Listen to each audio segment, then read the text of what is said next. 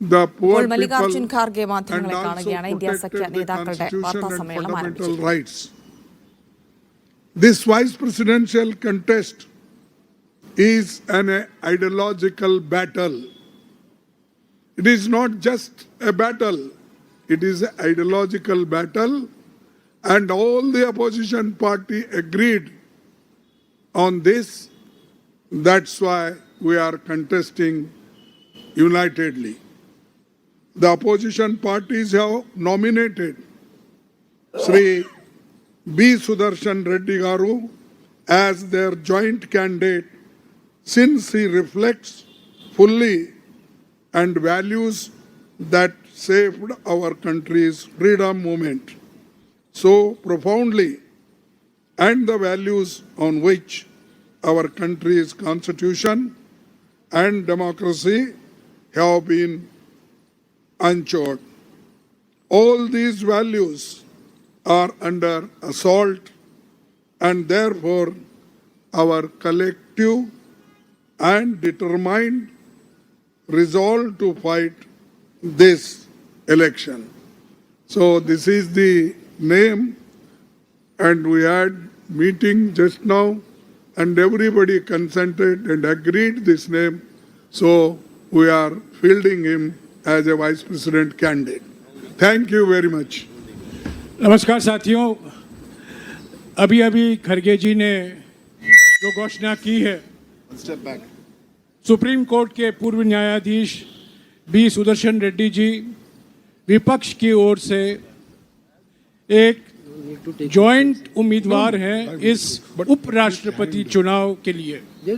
इन्होंने अभी अभी कहा है कि उपराष्ट्रपति चुनाव एक विचारधारा का टक्कर है, और क्योंकि सुदर्शन रेड्डी जी हमारे स्वाधीनता संग्राम और हमारे संविधान के मूल्यों को प्रतिबिंबित करते हैं, मूल्यों के लिए उन्होंने अपनी सारी जीवन लड़ाई लड़ी है, वो उम्मीदवार बने हैं. और सारे विपक्ष पार्टियों ने सर्वसम्मति से इनका नाम चुना है. मैं खरगे जी का शुक्रगुजार हूं कि उन्होंने सारे विपक्ष के पार्टियों के ओर से देश को एक विकल्प के रूप में बी सुदर्शन रेड्डी गारू का नाम उपराष्ट्रपति के लिए घोषणा की है. मैं अभी आपको भोजन के लिए आमंत्रित करता हूं. शुक्रिया.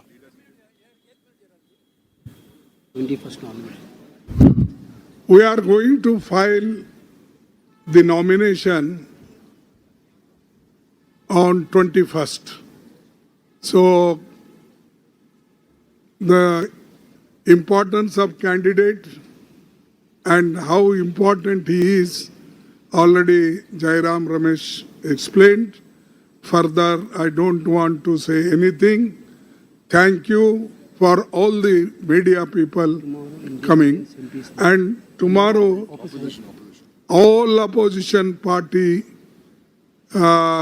members, MPs, are meeting in Central Hall 1 o'clock. This is for your kind information. Thank you. I'll add one more thing. ये लोग हम ऊपर जाएंगे. Just to add one more point. Mr. Kharge has said everything there is. All opposition parties is the phrase he used quite correctly. Just to let you all know, the Aam Aadmi Party is also on board.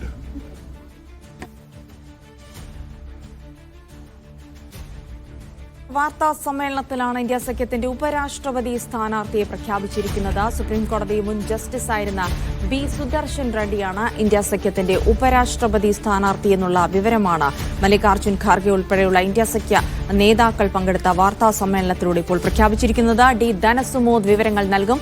Dhanasumod, നിരവധി പേരുകൾ പറഞ്ഞു കേട്ടിരുന്നു. ഇപ്പോൾ B Sudarshan റെഡ്ഡിക്കാണ് ഉപരാഷ്ട്രപതി സ്ഥാനാർത്ഥിയായി നറുക്ക് വീണിരിക്കുന്നത്. എന്തൊക്കെ ഘടകങ്ങളാണ് അദ്ദേഹത്തിന് തുണയായത്?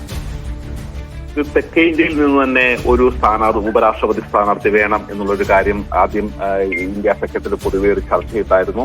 കാരണം CP രാധാകൃഷ്ണൻ എത്തുന്നത് NDA സ്ഥാനാർത്ഥി എത്തുന്നത് തമിഴ്നാട്ടിൽ നിന്നാണ്. അപ്പോൾ ആന്ധ്രയിൽ നിന്നുള്ള ആന്ധ്രക്കാരനായിട്ടുള്ള മുൻ സുപ്രീം കോടതി ജഡ്ജിയെ തന്നെയാണ് ഇപ്പോൾ നിയോഗിച്ചിരിക്കുന്നത്. B. സുദർശൻ റെഡ്ഡി. അദ്ദേഹത്തിന്റെ ഒരു ജനകീയ വിധികളാണ് അദ്ദേഹത്തിന് ഇത്തരത്തിലേക്കുള്ള ഒരു പേരിലേക്ക് എത്തിച്ചേരാൻ കാരണം എന്നുള്ളൊരു കാര്യമാണ് ഇപ്പോൾ ഇദ്ദേഹം പറഞ്ഞിരിക്കുന്നത്. മല്ലികാർജ്ജുന ഖാർഗെ വാർത്താ സമ്മേളനം നടത്തി കഴിഞ്ഞപ്പോൾ പറഞ്ഞത് 2007 മുതൽ 2011 വരെ സുപ്രീം കോടതിയിൽ 6 വർഷം സുപ്രീം കോടതി ജഡ്ജായിരുന്നു. അതിനുശേഷം ഗോവ ലോകായുക്തയിലായിരുന്നു അദ്ദേഹം പ്രവർത്തിച്ചു വരുന്നത്. ലോകായുക്തയായി പ്രവർത്തിച്ചു വരുന്ന സ്ഥിതിക്ക് അദ്ദേഹം 2013 അവിടുന്ന് വ്യക്തിപരമായ കാര്യങ്ങളാൽ രാജിവെക്കുന്നത്. ഒരു കർഷക കുടുംബത്തിലാണ് അദ്ദേഹം ജനിച്ചത്. ആന്ധ്രാപ്രദേശിലെ ഹൈക്കോടതിയിൽ സീനിയർ അഭിഭാഷകനാകുകയും അതിനുശേഷം സർക്കാരിന്റെ പ്ലീഡറാകുകയും ചെയ്തതിനു ശേഷമാണ് പിന്നീട് ജഡ്ജി പദവിയിലേക്ക് എത്തുന്നത്. അദ്ദേഹം ഗുവാഹത്തി ഹൈക്കോടതി ചീഫ് ജസ്റ്റിസ് ആയിരിക്കുമ്പോഴാണ് ഡൽഹിയിലേക്ക് സുപ്രീം കോടതിയിലേക്ക് എത്തുന്നത്. അതിനുശേഷം അദ്ദേഹം നടത്തിയ കൃത്യമായ ഇടപെടലുകൾ ദളിത് വിഭാഗത്തിൽ നിന്നുള്ള ആൾക്കാർക്ക് വേണ്ടി, പിന്നോക്ക വിഭാഗത്തിലുള്ള അവർക്ക് വേണ്ടി, അവർക്ക് ഒരു നീതിയുടെ ഒരു കൊടിക്കൂറ ഉയർത്തിപ്പിടിച്ചുകൊണ്ടുള്ള ഒരു വിധിന്യായങ്ങളാണ് ജസ്റ്റിസ് B. സുദർശൻ റെഡ്ഡിയുടെ ഭാഗത്തുനിന്നുണ്ടായിരിക്കുന്നത്. അതുതന്നെയാണ് അദ്ദേഹത്തിന് പ്രധാനമായും പരിഗണിക്കാനായിട്ട് ഇന്ത്യ മുന്നണി ഇപ്പോൾ തീരുമാനിച്ചിരിക്കുന്നത്. ഈ തീരുമാനം ഏകപക്ഷീയമായിട്ട് ആണെന്നുള്ളൊരു കാര്യമാണ് അറിയിച്ചിരിക്കുന്നത്. കഴിഞ്ഞ പ്രാവശ്യം തന്നെ ഈ മാർഗരറ്റ് ആൽവയെ പ്രഖ്യാപിച്ചു കഴിഞ്ഞപ്പോൾ കോൺഗ്രസിന്റെ ഒരു സ്ഥാനാർത്ഥിയെ പ്രഖ്യാപിക്കുന്നു എന്ന് ചൂണ്ടിക്കാട്ടി TMC വിട്ടുനിന്നിരുന്നു, ആം ആദ്മി പാർട്ടി വിട്ടിരുന്നു. അങ്ങനെ ഇന്ത്യ സഖ്യത്തിന് ലഭിക്കേണ്ടിയിരുന്ന 50 വോട്ടുകളാണ് കഴിഞ്ഞ പ്രാവശ്യം അവർ വിട്ടുനിന്നത് പോലും ഇല്ലാതായത്. ഇതിപ്പോൾ ഒരുമിച്ച് ഇന്ത്യ സഖ്യം ഒരു ധാരണയിലെത്തിയിരിക്കുകയാണ്. അങ്ങനെ തെക്കേ ഇന്ത്യക്കാരനായ ഒരു ഉപരാഷ്ട്രപതി സ്ഥാനാർത്ഥിയെ തന്നെയാണ് ഇപ്പോൾ ഇന്ത്യ സഖ്യം ഐക്യകണ്ഠമായി തന്നെ മുന്നോട്ട് വെച്ചിരിക്കുന്നത്. Yes, justice B. സുദർശൻ റെഡ്ഡിയാണ് ഇന്ത്യ സഖ്യത്തിന്റെ ഉപരാഷ്ട്രപതി സ്ഥാനാർത്ഥി എന്നുള്ള വളരെ പ്രധാനപ്പെട്ട വിവരങ്ങളാണ് വരുന്നത്. NDA സ്ഥാനാർത്ഥി ഒരു തെക്കേ ഇന്ത്യക്കാരനായിരുന്നു. തമിഴ്നാട് സ്വദേശി ആയതുകൊണ്ട് തന്നെ തെക്കേ ഇന്ത്യൻ സ്ഥാനാർത്ഥിക്ക് തന്നെയായിരിക്കും പ്രഥമ പരിഗണന എന്നുള്ള വിവരങ്ങൾ കൂടി പുറത്തു വന്നിരുന്നു. ആ സ്ഥാനത്തേക്കാണ് ഇപ്പോൾ ഇന്ത്യ സഖ്യത്തിന്റെ ഉപരാഷ്ട്രപതി സ്ഥാനാർത്ഥിയായി B. സുദർശൻ റെഡ്ഡി എത്തുന്നത്. അദ്ദേഹത്തിന്റെ സുപ്രീം കോടതിയിലെ മുൻ ചീഫ് ജസ്റ്റിസ് കൂടിയാണ്. 2011 അദ്ദേഹം സുപ്രീം കോടതിയിൽ നിന്ന് വിരമിക്കുന്നത്.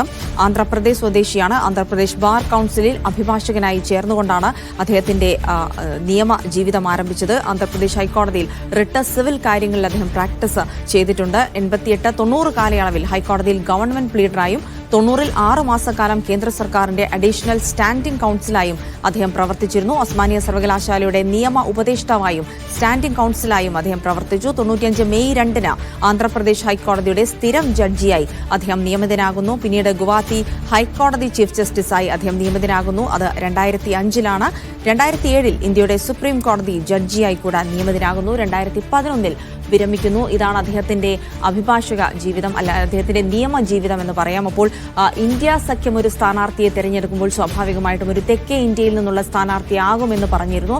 അതിപ്പോൾ കൃത്യമായി തന്നെ വന്നിരിക്കുകയാണ്. മാത്രമല്ല ഏകകണ്ഠമായ ഒരു തീരുമാനമായിരുന്നു ഇത് എന്ന് തന്നെയാണ് ഇന്ത്യ സഖ്യത്തിലെ മറ്റെല്ലാ നേതാക്കളും കൂടി അംഗീകരിച്ചുകൊണ്ടാണ് സുദർശൻ റെഡ്ഡിയിലേക്ക് എത്തിയിരിക്കുന്നത് എന്നുള്ള വിവരങ്ങൾ കൂടിയാണ് ധനസുമോദ് റിപ്പോർട്ട് ചെയ്യുന്നത്. ധനസുമോദൊപ്പം തന്നെ സുദർശൻ റെഡ്ഡി എന്ന പേരിലേക്ക് ഇന്ത്യ സഖ്യം എത്തുമ്പോൾ ഏറെക്കുറെ ഉറപ്പായിരുന്നു ഒരു തെക്കേ ഇന്ത്യക്കാരൻ തന്നെ ആയിരിക്കും, ഒരു ദക്ഷിണേന്ത്യൻ തന്നെ ആയിരിക്കും എന്തായാലും ഒരു ഉപരാഷ്ട്രപതി സ്ഥാനത്തേക്ക് വരിക എന്നുള്ളത്.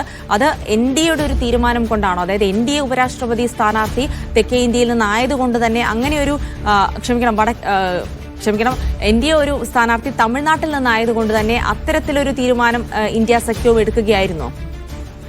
ഇപ്പോൾ പ്രധാനമായും രാജ്നാഥ് സിംഗ് മറ്റു രാഷ്ട്രീയ പാർട്ടി നേതാക്കന്മാരോട് സംസാരിച്ച കൂട്ടത്തിൽ അദ്ദേഹം ആദ്യം തമിഴ്നാട് മുഖ്യമന്ത്രി MK സ്റ്റാലിനോടാണ് സംസാരിച്ചത്. അത് കഴിഞ്ഞ് അദ്ദേഹം സംസാരിച്ചത് YSRCP നേതാവ് ജഗൻമോഹൻ റെഡ്ഡിയോടാണ്. കാര്യം ഈ ജഗൻമോഹൻ റെഡ്ഡിയുടെ വോട്ട് എന്ന് പറയുമ്പോൾ തന്നെ രാജ്യസഭയിൽ അദ്ദേഹത്തിന്റെ MP-മാരുണ്ട്. പക്ഷെ ഈ MP-മാർ വോട്ട് ചെയ്യുമ്പോൾ ഈ YSRCP ഇപ്പോൾ ഇന്ത്യ സഖ്യത്തിലോ അല്ലെങ്കിൽ NDA സഖ്യത്തിലോ നിൽക്കുന്ന പാർട്ടിയല്ല, ഒരു മൂന്നാമതൊരു പാർട്ടിയായിട്ടാണ് നിൽക്കുന്നത്. അപ്പോൾ സ്വാഭാവികമായും ഈ ആന്ധ്രയിൽ നിന്ന് ഒരാളെ നിയോഗിക്കുമ്പോൾ ഇന്ത്യ സഖ്യത്തിന്റെ വോട്ട് കൂടാതെ ISRCPയുടെ വോട്ട് കൂടി ലഭിക്കും എന്നുള്ള ഒരു കണക്കുകൂട്ടൽ കൂടി ഇപ്പോൾ ഇവർ ഉന്നയിച്ചിട്ടുണ്ട്. റെഡ്ഡി വിഭാഗത്തിൽ നിന്നുള്ള ഒരാളാണ്. അതുകൊണ്ട് സ്വാഭാവികമായും തെലങ്കാന, ആന്ധ്ര തുടങ്ങിയ സംസ്ഥാനങ്ങളിലെ വോട്ട്, ആ എംപിമാരുടെ വോട്ട് കൃത്യമായി ലഭിക്കും എന്നുള്ള ഒരു കണക്കൂട്ടൽ കൂടിയുണ്ട്. കാര്യം ഇപ്പോൾ തന്നെ തമിഴ്നാട്ടിൽ നിന്നുള്ള ഒരു CP രാധാകൃഷ്ണന് വന്നു കഴിയുമ്പോൾ തമിഴ് വികാരം വെച്ച് തമിഴരായ എല്ലാവരും DMK ഉൾപ്പെടെയുള്ള എംപിമാർ വോട്ട് ചെയ്യണം എന്നുള്ളൊരു കാര്യത്തിലായിരുന്നു രാജ്നാഥ് സിംഗ് ഉണ്ടായിരുന്നത്. അതേ ചെക്ക് തന്നെയാണ് ഇപ്പോൾ ഇന്ത്യ ബ്ലോക്കും മുന്നോട്ട് വെച്ചിരിക്കുന്നത്. ഇപ്പോൾ ഈ ഇന്ത്യ സഖ്യത്തിനും NDA കൂടാതെ നിൽക്കുന്ന, നിഷ്പക്ഷരായി നിൽക്കുന്ന ആളുകളെ കൂടി ഇപ്പോൾ ആ എംപിമാരുടെ കൂടി ഒരു വോട്ട് സമാഹരിക്കുക എന്ന ലക്ഷ്യത്തോടു കൂടി തന്നെയാണ് ഇപ്പോൾ ഒരു തുറുപ്പ് ചീട്ടായിട്ട് ശരി ധനസുമോദി, ഞാനിപ്പോൾ